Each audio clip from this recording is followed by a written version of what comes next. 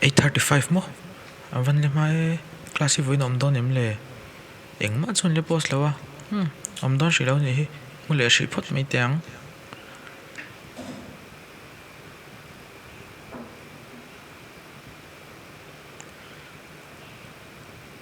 dar song pakhat van tlai le to ve cha thlak shin mangai ka chan dam to ni lengin ka kianga om reng la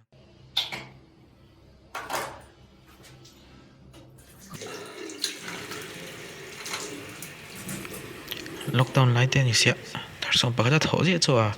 mà mỏ nga sia zo thai tu rang zong zong hi zo vek to mo ti mai tur ni nak tu jing del chu tho ma tum ve toila le ngai ka nga bok si tuin tur tak nial po lo zo thei ni hi arit veng reng sia ga van la pe lo tak em tu jing chu tuila tur ta la tho ma ve ngai don ni hi khai thing sil tur la chu a wala tam ve tel la lo zo cho ching hi ka len him le so ei tur pom to lo hin ho ten cho song san nei ngem le kan zuk kal phot mai tiang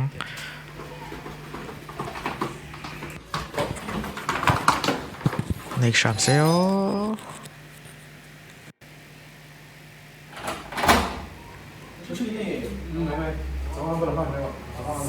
van ti chi chin tak em kan in no yak minga ta om hi chu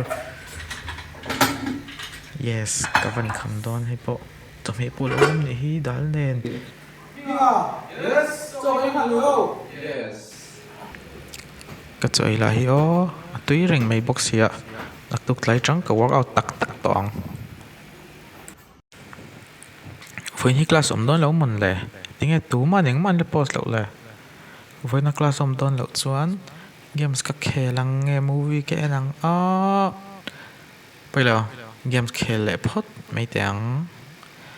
ka mythical glory thei tak ngel don ka wa man tak em ni thum tal tai tur sian to tiang in ho je tel bok manangai ve ji bok si